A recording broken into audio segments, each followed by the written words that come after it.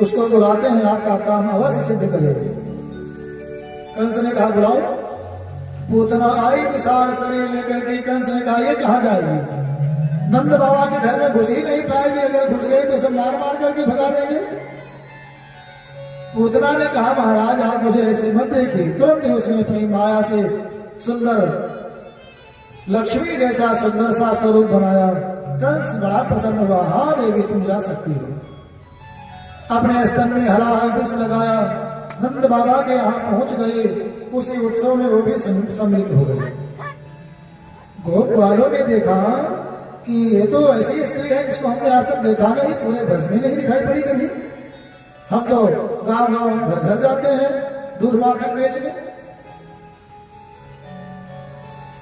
एक गोपी आई, कान में चुपके से फुसफुसा कर कहने लगी मुझे लगता है कि ये लक्ष्मी जी स्वयं सामान्य स्त्री का रूप बना करके अपने पति का दर्शन करने आई।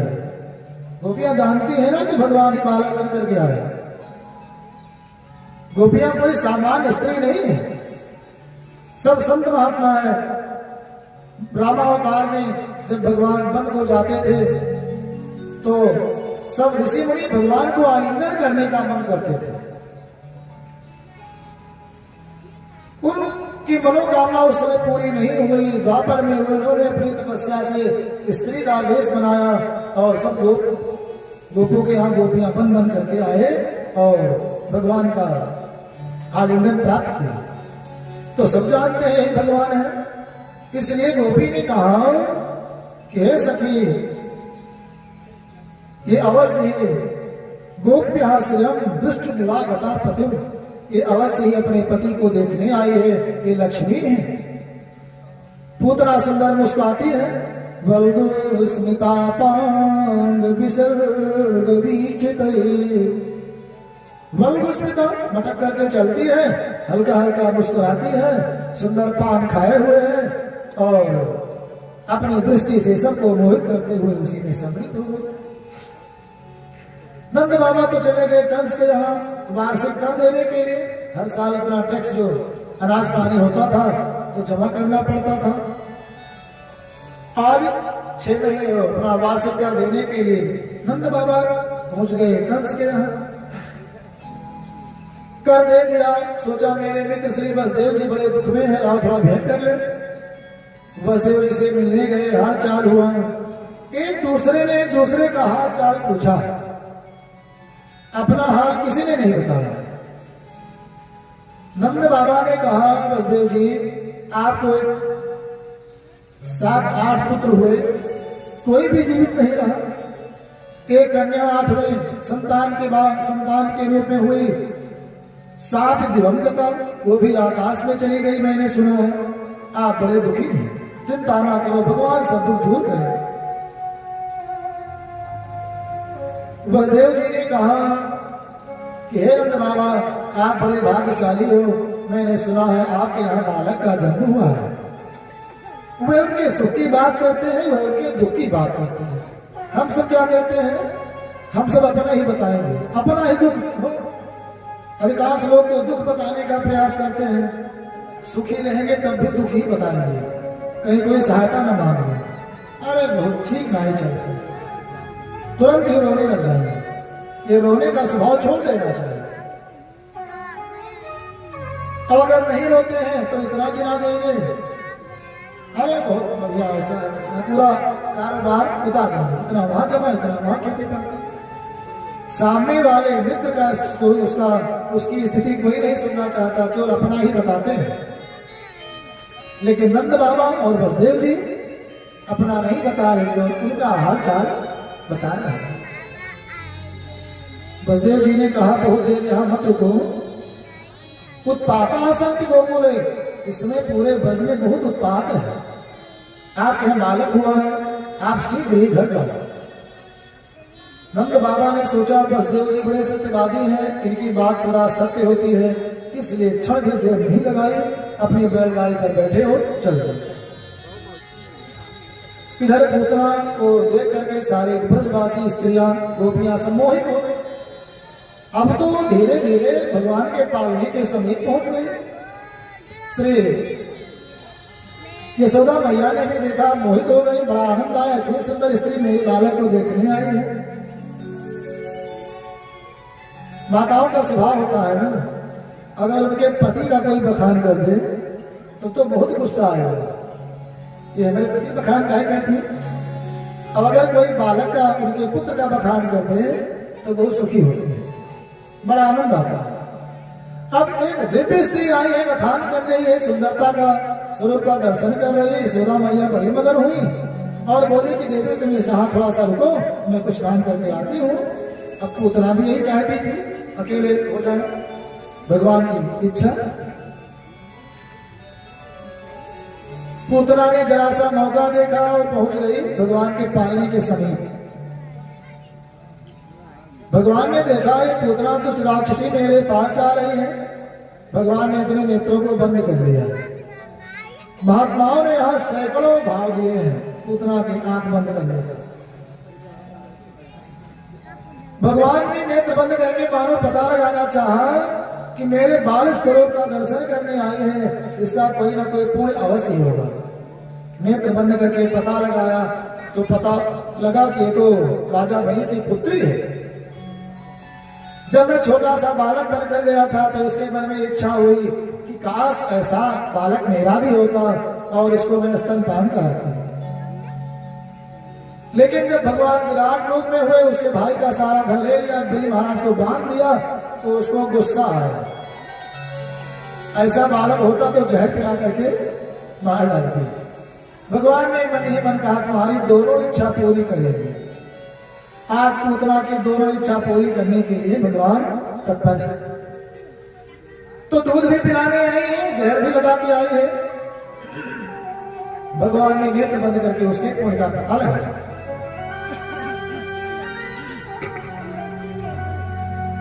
एक संत ने कहा यह बात थोड़ी है, भगवान को नेत्र बंद करने की क्या आवश्यकता, वैसे जब सब जानते हैं।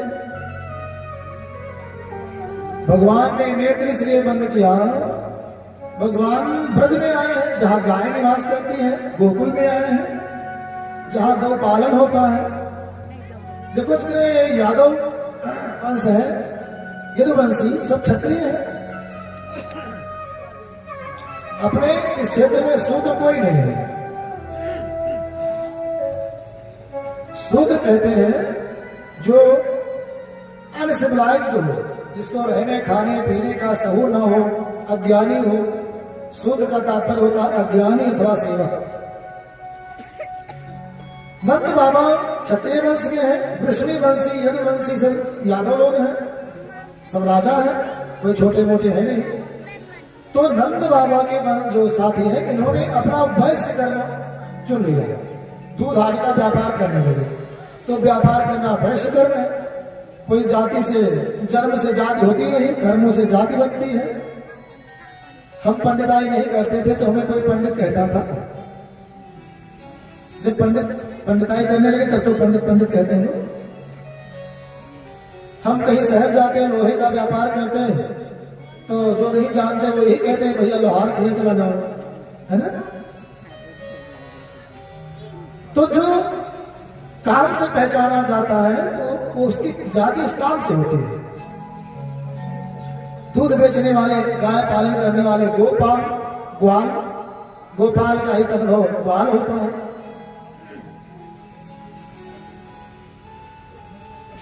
तो भगवान ने सोचा हम ग्वाल के यहाँ आए हैं जहां दूध दही की बाढ़ आती है, हम आए हैं दूध दही माखन मिश्री खाने।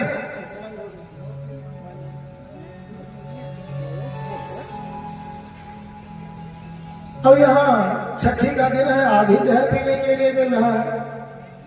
तो मानो भगवान ने आंख बंद करके भोले बाबा का ध्यान किया कि बाबा आपने समुद्र मंथन में जहर पिया था, जहर पीने की आदत है आपकी, आप आकर के जहर पी लेना।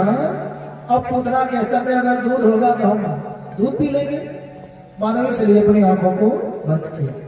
भगवान भोले बाबा आए भी, आगे श्लोक में भी कहेंगे श्री सुखदेव जी। एक ने कहा नहीं ये बात नहीं है, भगवान के नेत्र तो अपने आप ही बंद हुए।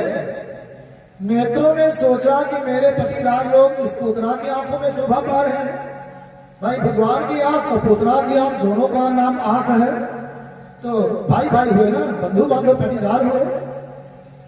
भगवान की आंखों को शर्म आ गई, लज्जा आ गई कि एक हम हैं जो भगवान के साथ में रहते हैं और ये हमारे पटीदार लोग बताओ पूतना नामक राक्षसी की शोभा बढ़ा रहे हैं। इसलिए मारे शर्म के यहाँ भगवान की आंखें बंद हो गई कि भगवान कहीं ऐसा ना जान जाए कि नहीं घर के लोग पूतना के साथ भी आए हैं।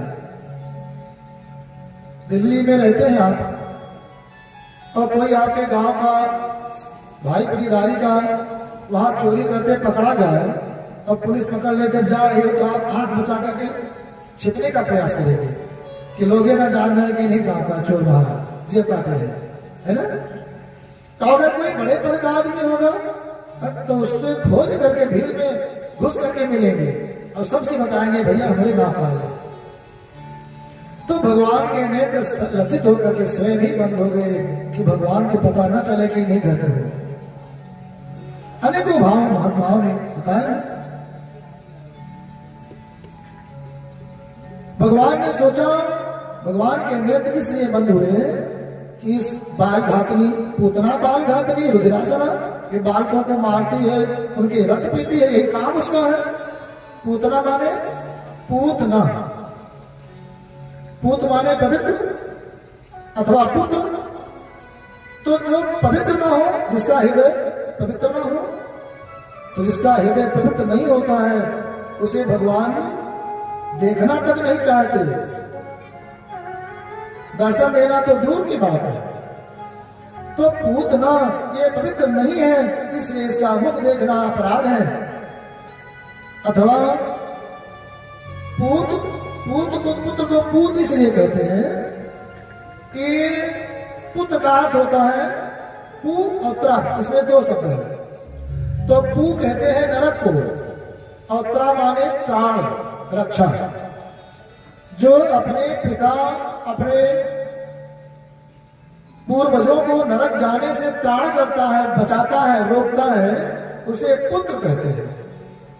पुण्नाम नरकात् तारयति त्रायते असौ पुत्र।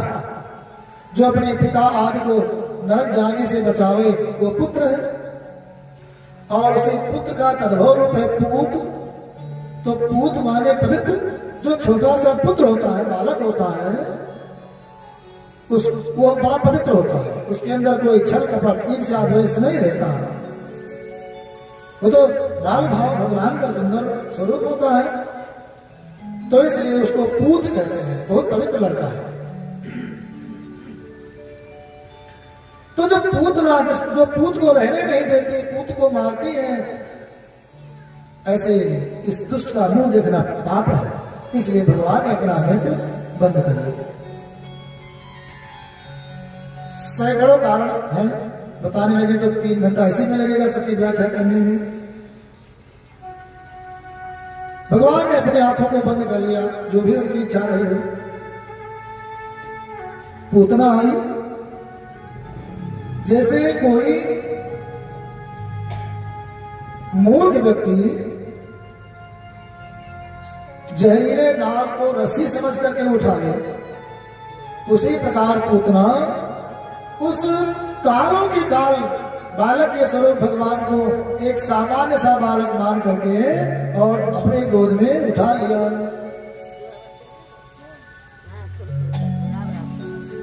यथो रगम सुप्त मबुद्ध रज्जुभि।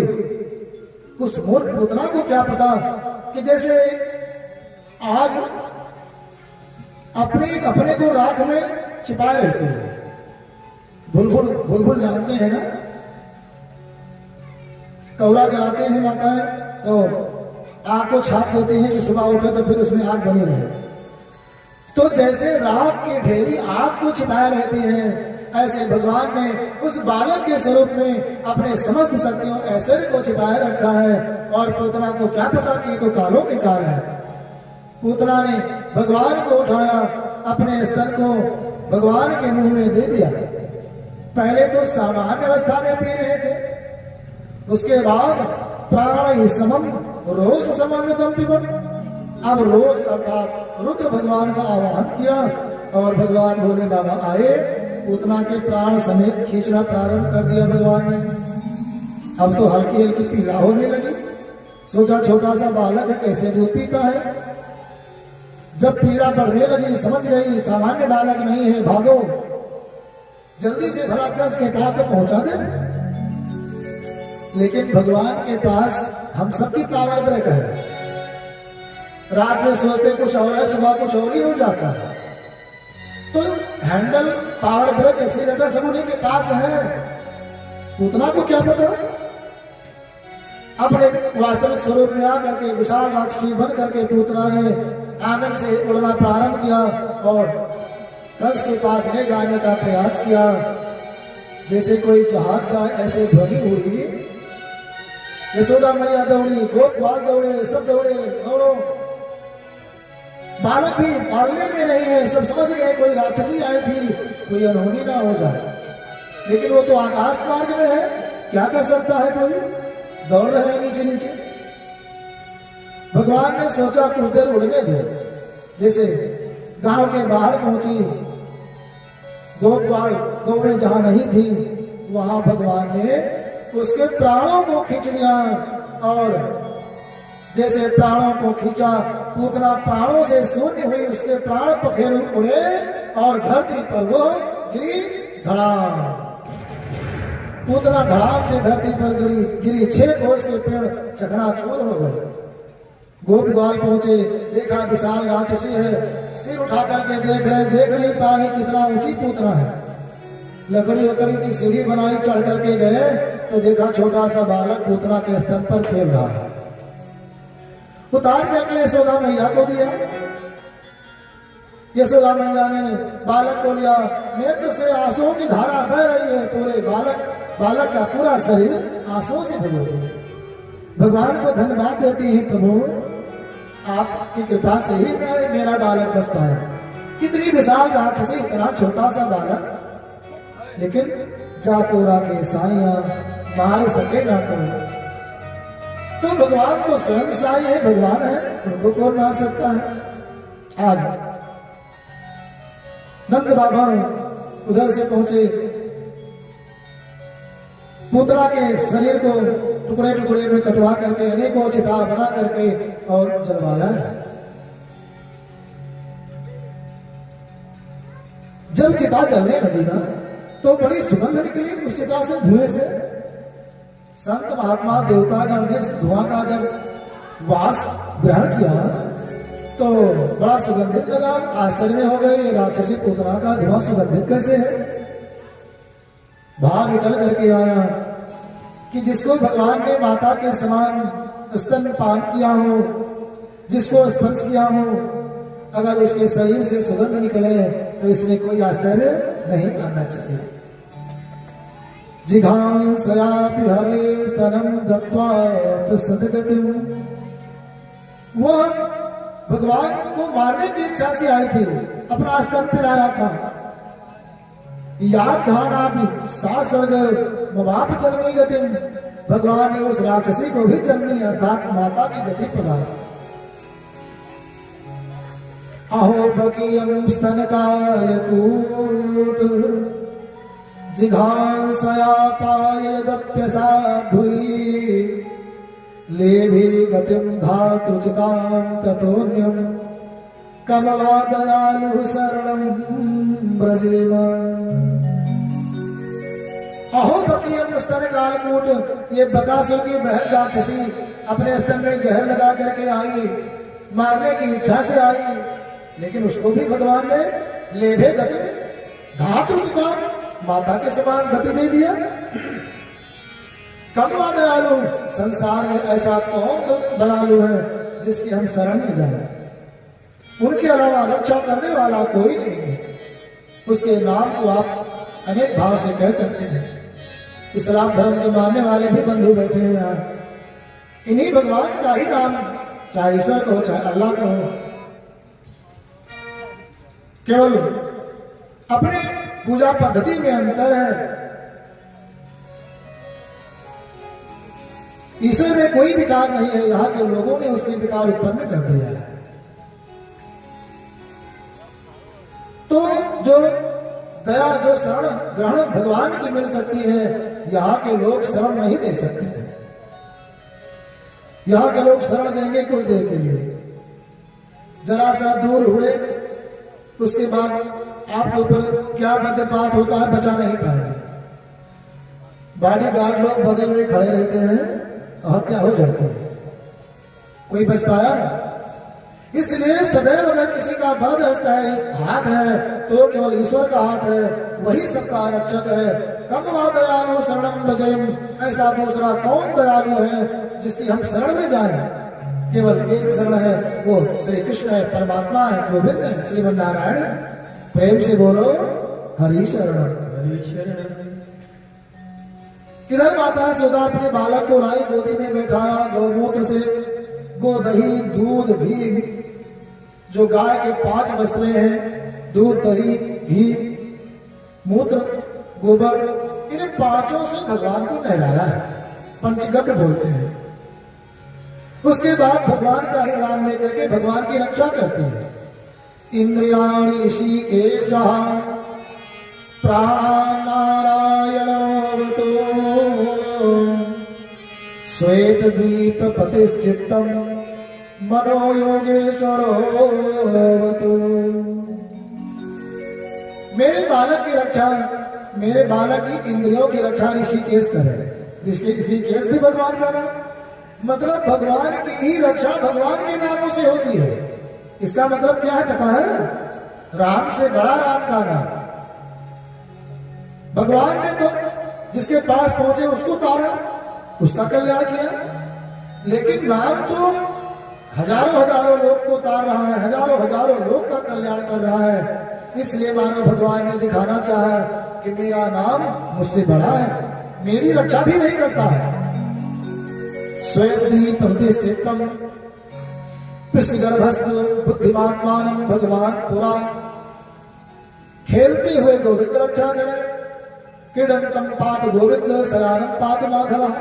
सोते हुए माधव रक्षा करे, चलते हुए वैकुंठवासी रक्षा करे, बैठे हुए श्री लक्ष्मी नारायण रक्षा करे, खाते हुए यज्ञ भगवान रक्षा करे। ये जो श्लोक है ना, ये बालक अगर बीमार हो तो इनको पढ़ देने से अवश्य ही उसकी रक्षा होती है। कैसा भी कोई बाधा हो, बीमारी हो, तो इससे अवश्य रक्षा होती है।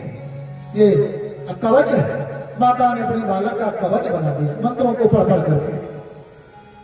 फिर गौपुच्छ से, गाय के पूंछ से बालक को झाड़ा लगाया। गाय के पूंछ से अगर बालक को हवा कर दिया जाए तो नजर, कोना, रोग बाधा नष्ट हो जाती है। गाय का पिछला भाग बड़ा पवित्र माना गया है। विप्रश्याग गवाम पृष्ठम, ब्राह्मण का चरण पवित्र होता है।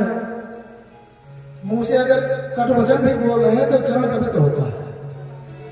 गाय का पिछला भाग पवित्र होता है, इसलिए पूंछ पकड़ करके गौदान करते हैं। योग नाम हृदय, योगियों का हृदय पवित्र होता है। कबीर बचा, कवियों की वाणी बड़ी पवित्र होती है। स्त्री का मुख पवित्र होता है, घोड़े का मुख पवित्र होता है, और अग्नि का मुख पवित्र होता है। अग्नि, घोड़ा और स्त्री, इन तीनों का मुख पवित्र माना गया है। इसलिए बछड़े के पूंछ से, गाय के पूंछ से माता ने बालक को रक्षित किया है, और उसके बाद में सुंदर सजाया और पलने में बैठा दिया। ठीक किया। बोलो बाके बिहारी लाल की जय। पालने में पढ़ाया, सुंदर चंदन का पलना है, और सुंदर श्रृंगार किया, पीला वस्त्र पहनाया, सुंदर मुकुट भी लगा दिया है, काजल तो लगा है ढोल के साथ में। अब तो माता यशोदा अपने बालक को देखती है, सोचती है कहीं नजर न लग जाए, अपनी ही दृष्टि हटा दी। चंदन का है पलना, रेशम की लागी डोर, चंदन का है पलना, रेशम की लागी डोर। वृंदावन में झूला झूले नटवर नंद किशोर। चंदन का है पलना, रेशम की लागी डोर, चंदन का है पलना,